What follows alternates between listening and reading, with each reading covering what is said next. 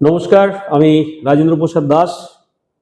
শুরু করছি এই সপ্তাহের ট্রেডিং এবং ডিলিং সংক্রান্ত বিভিন্ন বিষয় নিয়ে আলোচনা, যার মধ্যে আজকের আলোচনায় থাকছে যুদ্ধের বাজারে কি করণীয়। অনেকে ফোন করেছেন, ভালো লাগলো। অনেকদিন পর আমি এসেছি, অনেকদিন পর আপনারাও যারা যারা ফলো করেছিলেন তারা হয়তো দেখতে পেয়েছেন এবং আমাকে ফোন করে নিয়েছেন। তার জন্য অনেক অনেক ধন্যবাদ সবাইকে। তো আমার মাথায় এলো এটা একটুখানি ইউটিউবেই আলোচনা করে দিই, তাহলে যারা হয়তো ফোন করতে পারেননি বা ফলো করেননি বা হয়তো আমাকে ভুলে গেছেন, অনেকদিন পর দেখছেন, তাদের জন্য এটা কাজে লাগতে পারে। তাই আমি একটুখানি আলোচনা করে দিচ্ছি। সাদামাটাভাবে শেয়ার বাজারে থাকতে হবে, এরকম ধরনের বাজার কখনো আগামী দিনে পেয়ে থাকেন, বা এরকম ধরনের বাজার যদি কখনো মনে করেন যে যুদ্ধকালীন পরিস্থিতিতে কি করা উচিত, তাহলে আপনাকে বেশ কয়েকটা জিনিস শিখে রাখতে হবে। আজকে বন্ধ হলো প্রায় 23,000-এ ক্যাশ নিফটি, 19 তারিখ, 19শে মার্চ, বৃহস্পতিবার। নিফটির বন্ধে দেখে অনেকেরই অনেক রকম প্রশ্ন। 22,000 হয়ে যাবে, 21,000 হয়ে যাবে, তো সে যে হোক, যা হবে হোক, 15,000 হয়ে যাবে হোক।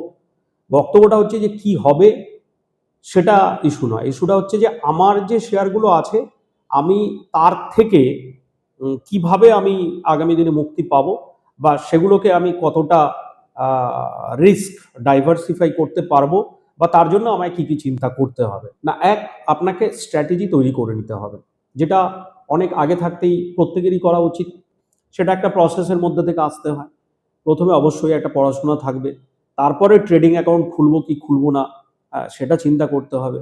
তারপরের ধাপটা হবে আমি কত টাকা শেয়ার বাজারে দেব, সেটা চিন্তা করতে হবে। তারপরে সেই টাকাটা যে আমি দিয়েছি সেই টাকার কত ভাগ কি পারপাসে আমি লগ্নি করব, কত বছরের জন্য এরকম বিভিন্ন রকম ধরনের পড়াশোনা, যাকে আমরা বলি স্ট্র্যাটেজি, সেটা করে তবে শেয়ার বাজারে নামতে হয়। এবং তারপরে এবার সাজাতে হয় যে আমি আমার এই টাকার মধ্যে থেকে এত ভাগ আমি বা এত টাকা আমি রাখলাম ফর লং টার্ম, এত টাকা ফর শর্ট টার্ম, এত টাকা ফর সুইং, এত টাকা আমি হয়তো একটু ইন্ট্রাডে বিটিএসটি যা যা সবাই বলে সেসব করব। তো এই সাজানোর তো বালাই নেই। যখন যেখানে টাকা শর্ট পড়ছে, যখন যেরকম টাকা আসছে, যখন যেরকম মর্জি হচ্ছে, কোনোটা 50,000 টাকার কিনে ফেলছি, কোনোটা 20,000 টাকার কিনে ফেলছি, কোনোটা 1 লাখ টাকার কিনে ফেলছি। কোথায় তাহলে রিস্ক রিওয়ার্ডের ব্যাপারটা থাকবে? সুতরাং স্ট্র্যাটেজি যদি না হয় তাহলে কিন্তু খুব মুশকিল। আর এই বাজারে যারা ফেসে আছেন তাদের ক্ষেত্রে স্ট্র্যাটেজি কি হওয়া উচিত? তাদের স্ট্র্যাটেজিগুলো একটুখানি এখানে একটুখানি অবশ্যই কঠিন হয়ে দাঁড়াবে, কেন অলরেডি ইনভেস্টেড। বেশ কিছু শেয়ার খুবই খারাপ অবস্থা, যে কি করব ঠিক ভেবে উঠতে পারছি না। শেয়ারটা কতটা খারাপ হয়েছে? আমেরিকা, ইরান, সাথে পাকিস্তান, আফগানিস্তান, সাথে রাশিয়া, চীন, জাপান, ভারত, কে কখন জুড়ে যাচ্ছে, কি হচ্ছে, আমাকে দেখতে হবে সেই ব্যবসাটা কোন কোন দেশের সাথে জড়িত, তার দ্বারা আমার কত টাকা ব্যবসা আসছে বা যাচ্ছে। এসব দিকগুলো যদি বিচার আপনি করতে পারেন, তাহলে কিন্তু আপনার আগামী দিনে জয়টা হতে পারে। যদি আপনি বিচার করতে না পারেন, তাহলে অবশ্যই কোনো একজন অভিজ্ঞ বিচারকের দ্বারাই আপনাকে বিচার করতে হবে। আপনি নিজে নিজে বিচার করতে পারবেন না। 1, 2, আপনাকে কিন্তু পর্যাপ্ত পরিমাণ ফান্ড হাতে রাখতে হবে। আপনি যে শেয়ারগুলো কিনে ফেলেছেন, আপনার মনে হচ্ছে অনেক শেয়ার হয়তো অনেক তলানিতে পাওয়া যাচ্ছে, চলো আবার কিনে ফেলি, না, সেটা কিন্তু হবে না। কেন? আপনার হাতে ফান্ড যদি না থাকে, তাহলে 1 নম্বরে যে স্ট্র্যাটেজি আপনি সাজাবেন সেটা পুরোটা নষ্ট হয়ে যাবে। ফান্ড থাকবে, ফান্ডটা নিয়ে ওয়েট করতে হবে, বুঝতে হবে, তারপরে কিন্তু লগ্নিটা করতে হবে। এখানে অনেকগুলো জিনিস কাজ করবে, এখানে ওইসব ফোমো রোমো এইসব ব্যাপারগুলো কাজ করবে। ইস কিনলাম না, ইস বেরিয়ে গেল। এই ধরুন কিছুদিন আগেই ওয়ারি এনার্জি, হ্যাঁ, অনেক নিচে পাওয়া যাচ্ছিল, কালকেই দেখছিলাম বাইং সার্কিট ছিল, আবার আজকেই নিচে পাওয়া যাচ্ছে একটু হয়তো।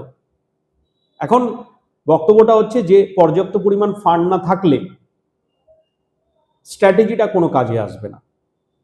ফেসে থাকা শেয়ার অ্যাভারেজ করার চেষ্টাটা করা যাবে না। কেন করা যাবে না? যেটায় ফেসে আছেন তার বর্তমান দাম যেখানে আপনি লগ্নি করলেন, হতে পারে তার থেকে দামটা আরো খারাপ হয়ে গেল, তাহলে কি আবার অ্যাভারেজ করবেন যদি তারপরে আরো খারাপ হয়? সুতরাং ফেসে থাকা শেয়ারে চট করে অ্যাভারেজ নয়, আগে বুঝে নিন, আগে বাড়ুক, আগে দেখে নেওয়া যাক, তারপরে সেটা নিয়ে আমরা চিন্তা ভাবনা করতে পারি ভবিষ্যতে কি করব।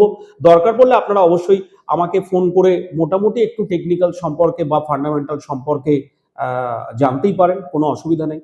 ফোন নাম্বার তো দেওয়াই আছে, অবশ্যই ফোন করে আপনারা আমাকে জিজ্ঞেস করতে পারেন। কেন, বাজার ঘুরলে আপনার ফেসে থাকা শেয়ার যেটা এখন অনেক অনেক সস্তায় পাওয়া যাচ্ছে, সেটা যে আগে ঘুরবে তার কোনো মানে নেই। তার জন্যই আপনাকে পরের যে পয়েন্টটা খুব ক্লিয়ার রাখতে হবে, সেটা হচ্ছে যে বাজার ঘুরলে প্রথমে ভালো ভালো লার্জ ক্যাপগুলো ঘুরবে, ভালো ভালো মিড ক্যাপ ঘুরবে। খুব সিম্পল লজিক, এখানে একটা ছোট ট্রিক্স কাজে লাগিয়ে দেবেন।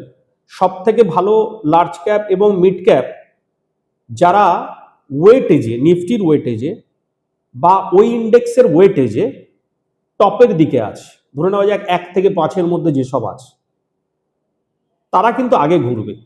সেটা লার্জ ক্যাপ, ভালো লার্জ ক্যাপ বা ভালো মিড ক্যাপ। এই কারণেই তারা আগে ঘুরবে যে বাজার যদি ঘুরতে হয়, অর্থাৎ নিফটিকে যদি ঘুরতে হয়, তাহলে নিফটিকে ঘোরাবে কারা? যাদের ওয়েটেজ বেশি তারা। তো সিম্পল লজিকে যদি তাই হয়, তাহলে আমার কেনার লজিকও সেটা হবে। সেখানেও হয়তো আপনি আপনার ফেসে থাকা কোনো একটা মিড ক্যাপ বা স্মল ক্যাপ, যেটা হয়তো কোনো ওয়েটেজের মধ্যেই আসছে না, সে হয়তো 2-4 টাকা লাফিয়ে উঠবে, সেটা কোনো ইস্যু নয়। ততক্ষণে কিন্তু আপনি অন্যান্য শেয়ারে 2-4 টাকা নয়, 2-4% কি 20-40% লস করে দিতে পারেন। বেটার টু সে কি, আপনার যে শেয়ারগুলোতে আপনি উপরের লেভেলে ফেসে আছেন, সেটা নিচে অ্যাভারেজ না করে এই লার্জ ক্যাপ বা মিড ক্যাপ অ্যাভারেজ করুন, সেই টাকাটাই এই লার্জ ক্যাপ বা মিড ক্যাপে অ্যাভারেজ করুন, লগ্নি করুন। তাহলে কি হবে, এখান থেকে প্রফিট, ইন বিটুইন ওটা থেকে কোনো একটা লস, দেখবেন কোনো একটা জায়গায় গিয়ে মোরলেস প্রফিট লস এক হয়ে যাচ্ছে, তাহলে আপনি উদ্ধার পাওয়ার জায়গাটা পেয়ে যাবেন। এই যে সুযোগ, এই সুযোগটা কিন্তু সব সময় পাওয়া যায় না, মানে যুদ্ধের সুযোগ। আপনি হয়তো বাজারে অনেক ধরনের অপরচুনিটি অনেক সময় পেয়ে থাকেন। আইএপি ডেটা খারাপ এলো, বাজার নিচে পেতে পারেন। জিডিপি খারাপ এলো, কখনো আমেরিকার হয়তো ফেড নিয়ে কোনো একটা খারাপ কিছু মন্তব্য হলো, নিফটি, ব্যাংক নিফটি, এগুলোতে একটা ফল দেখি। হ্যাঁ, কখনো ইলেকশন, ভোটের ব্যাপারে এই সবগুলো ঘটে। হ্যাঁ, তো তখন এইসব ফলগুলোতে কিন্তু বাজার আজ যতটা পাওয়া যাচ্ছে ততটা কিন্তু পাওয়া যায় না, ততটা সুযোগ, অপরচুনিটি পাওয়া যায় না।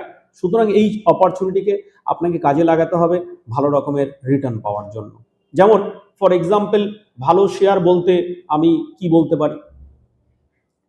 ধরুন আমি প্রায়ই দেখতে পাচ্ছি একটা শেয়ার, ফর এক্সাম্পল টিডি পাওয়ার। আমি টুকটাক এইসব শেয়ারগুলো নিয়ে ক্লায়েন্টদের একটু কেনা বেচা করি। 800 লেভেল থেকে আমি বারবার এই শেয়ারটাকে দেখতে পাচ্ছি যে এটা নিচে হয়তো একটা 765 আসছে, আর উপরের দিকে একটা ওই 825-30 যাচ্ছে। তো আমিও ফেসেই আছি। 800 থেকে 765 হচ্ছে, আবার 825 চলে যাচ্ছে, আবার 800 ধারে কাছে চলে এসছে, আবার হয়তো 810-12 চলে যাচ্ছে। হ্যাঁ, কয়েক মাস আগে আমি দেখছিলাম যে এটা একটা 920-25 করে একটা 750 নেমে এসেছিল। সুতরাং আমি বলতে পারি যে 750-770 এই লেভেলটা নিশ্চয়ই একটা ভালো সাপোর্টের কাজ করছে। কেন ভালো সাপোর্টের কাজ? আর কোনো কারণ নেই, এখানটায় কোনো সাপ্লাই আসছে না, ডিমান্ড আসছে বারবার। তার মানে কি, আগামী দিনে যারা এটা কিনে রেখেছে তারা নিশ্চয়ই এই ব্যবসা সম্পর্কে আশাবাদী।